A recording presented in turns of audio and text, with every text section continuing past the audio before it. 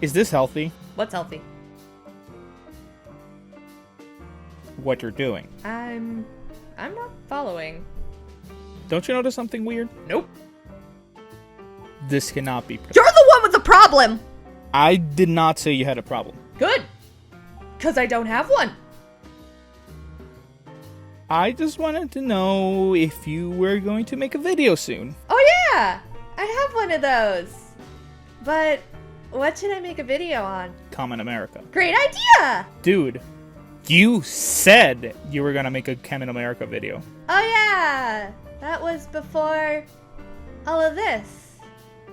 Well, I have too much on my plate, but I'll get right on it once everything settles down. Hey nerd, Yeah? I can help with that.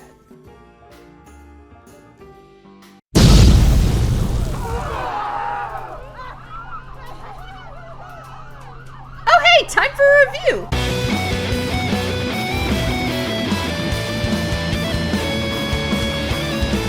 Hey guys, how's it going?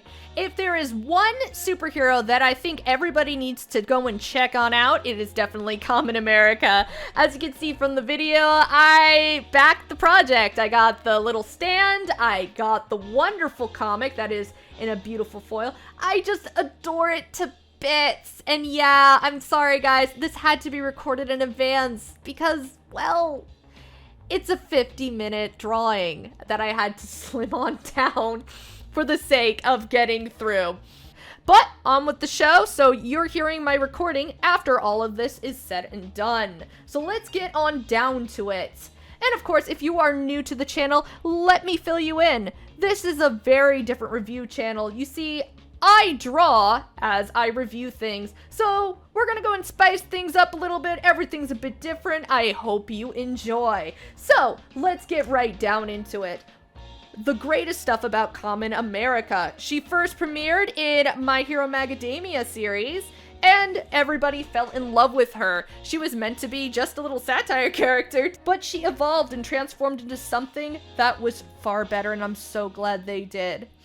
And it comes out with the most important moral that I think little girls need to hear, especially in today's world. Let me go and explain to you by letting you know the story. So we open up with our main character. We get to see a cute little Carly Vanders. Yes, that is intentional. That is her name. We get to see Carly Vanders playing baseball and not doing too well at it. Later on, she goes back home and her dad helps her tend to her big bump on her head. And he begins to question her because he knows that she doesn't like baseball. She confesses she doesn't, but her teacher, Miss Wormwood, demanded that she go and start playing. She said that girls can do everything that boys do, that girls should do everything that boys do, and that I was setting a bad example to other girls by making dresses. Of course, her father points out that she really does love making dresses. She does. But her teacher said that it was bad, that she needs to do more boy things. And here's the thing that really gets me and makes this one of the biggest morals that little girls need as of right now.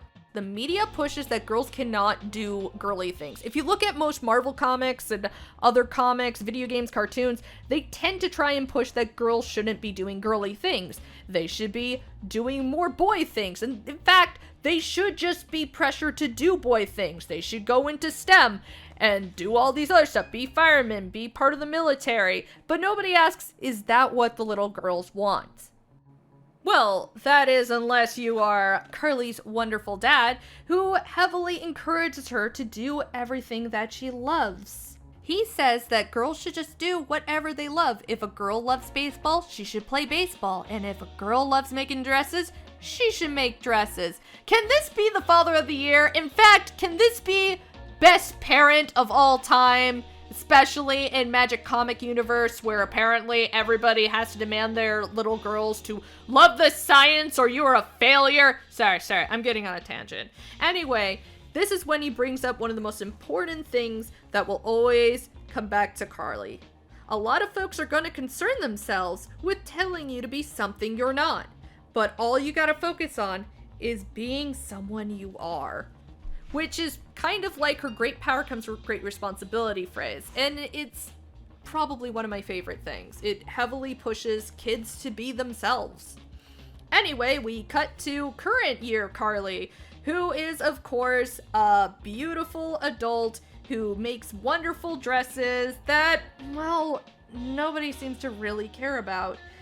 She's now doing some shows for the US Army, but nobody seems to really care. She works so hard, but nobody seems to notice. And she does say that she does love this stuff, but she wishes there was something more. Well, to her magical destiny, something more does come. In the shape of, well, kind of like a meteor shower, which crashes into her. She wakes up a while later from a coma into Area 51, where she learns that she has gained great superpowers. And of course, this is when we kind of get to see more of her personality, which I love. Instead of being this butch, I'm going to be super strong and stoic and have no emotion, Carly has a lot of emotion, especially shown here. She could be a little bit ditzy and silly and emotional, heavily emotional, of course for very good reason. That she may not be the smartest person, but she has a big heart, which I just absolutely adore.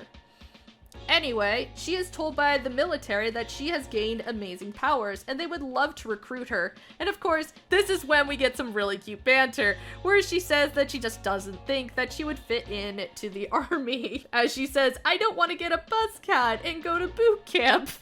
She's so adorable. This is what I also really do like. The military tells her it's just a job offer. I do not know if that's really how the military works, but I'm gonna take it. It's just, they're all just so wholesome and cute. I love it. Anyway, after turning that down, her best friend Vicky comes to pick her up from Area 51. They have some great banter and even talk about their old teacher, Miss Wormwood.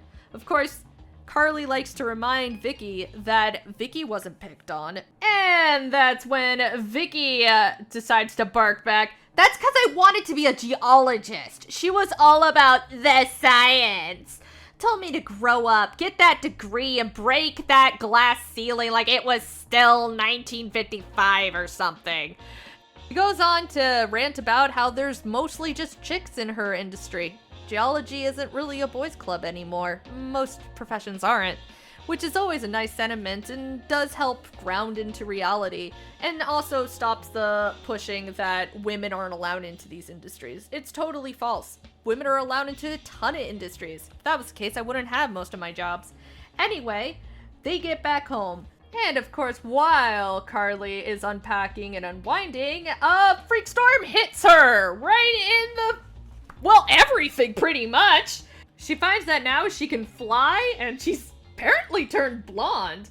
Learning that she has incredible, amazing powers, this gives her the inspiration that maybe this is just what she needed. Maybe she can upgrade and change. She decides to become a superhero, rebrand herself, and thus she goes to Lansky's and Schultz Media Relations Agency. So cute. And of course wearing a very, very cute outfit. I really like her outfit. And they decide that they will call her the new superhero Warhen. Of course, they go on and on about what she should do and who she should fight. Of course, throughout this, Carly does not seem very pleased at all. They want her to go and fight big, scary monsters, when instead, Carly just was hoping to just fight a few bank robbers. But no, they say the PR image, blah, blah, blah, you know how that goes. Whole entire media is all about this and that. So she has to fight a big, scary dino pumpkin. Oh wait, no, that's right. It's Gordosaurus, because there's trademarks. Of course, thank you, wonderful corporate.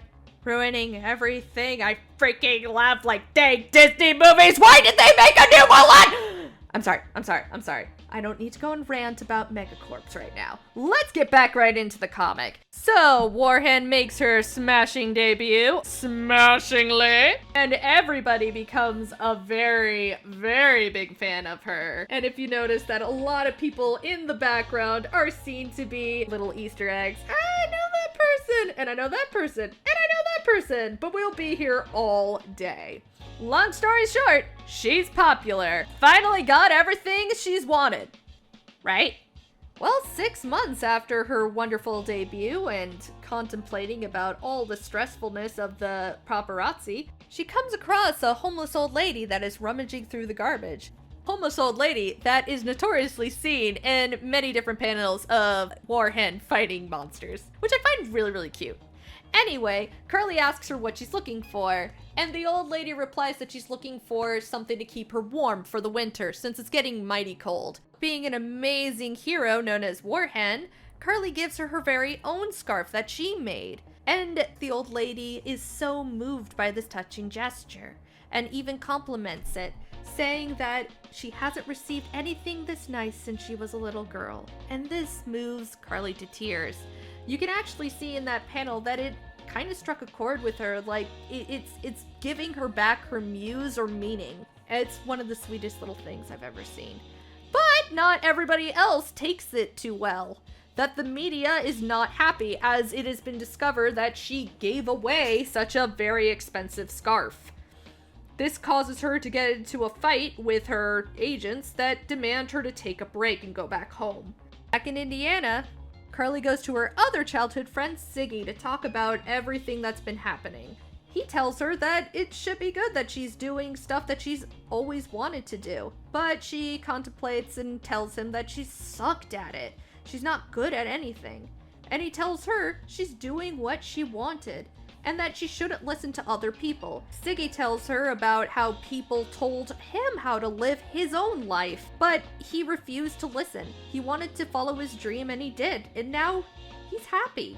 Siggy motivates her to do the same, to stand up to her agents and do what she wants to do. She agrees, and decides to head right on back. But confronting her agents again turns out to be much of a failure, as it's, even though they say they want to listen to her, they don't. They want her to change everything, and even get a sidekick who's going to take over the agenda. Realizing that her agents were just using her and don't really care about what she wants, she finally stands up to herself and quits. Of course, that means she loses the name Warhen, since her agents own the rights. Taking into consideration what Siggy and Vicky have already told her, she stands up for herself, dusts herself off, and rebrands herself as Kamen America.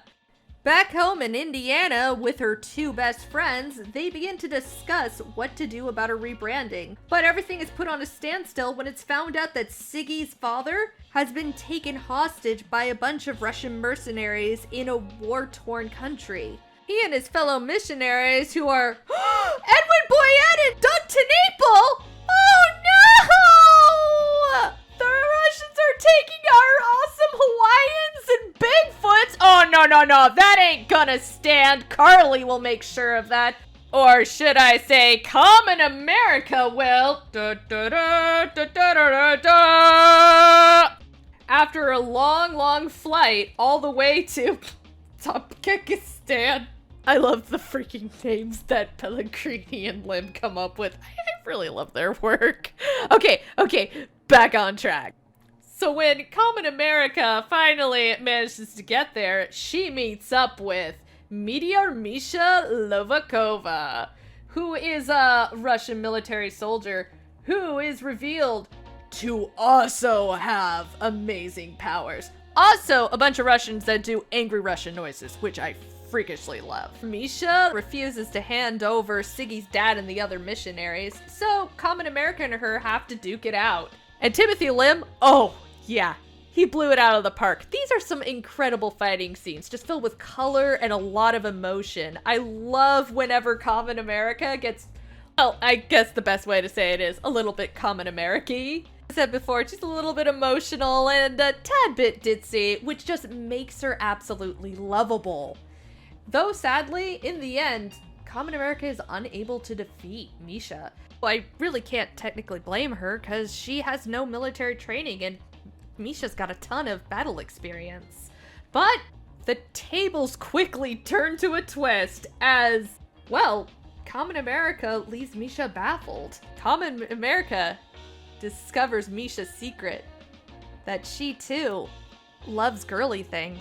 But sadly, girly things don't belong on a battlefield, and her family and other people had heavily pressured her to become part of the military. Even though she was heavily pressured by these people, she still loves them, and she wants to live up to their standards, but she doesn't want to be a soldier that hurts people, and she would love to still do girly things.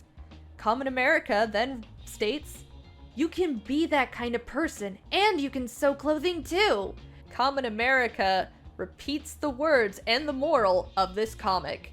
A lot of people will concern themselves with telling you to be something you're not, but the only thing you should focus on is being someone you are.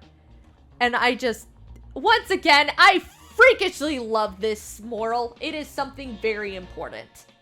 Misha actually takes these words to heart and decides to let the prisoners go, letting Kamen America believe that they'll become friends one day. And after all is said and done, Carly Vanders heads back home to find that the media is already making fun of her, but her two best friends are there to comfort her. And she states that she's not going to care what the media says. In fact, she's not going to let people push her around anymore. She's going to do what she wants to do. And that wraps up the first story of Kamen America. Of course, there's an epilogue in the back, but I can't let everything get spoiled now, can I? In fact, there's a lot of things I just kind of glimmered over that I want you guys to check out for yourself, because honestly, this is one of my favorite series of all time. Also, if you really enjoyed this review or really like the original book, I'm going to heavily push you to back Volume 2, which is out right now for backing. Please do. I'm going to put a link down below. I've already picked up my copy. Anyway, I'll see you guys around. Bye-bye!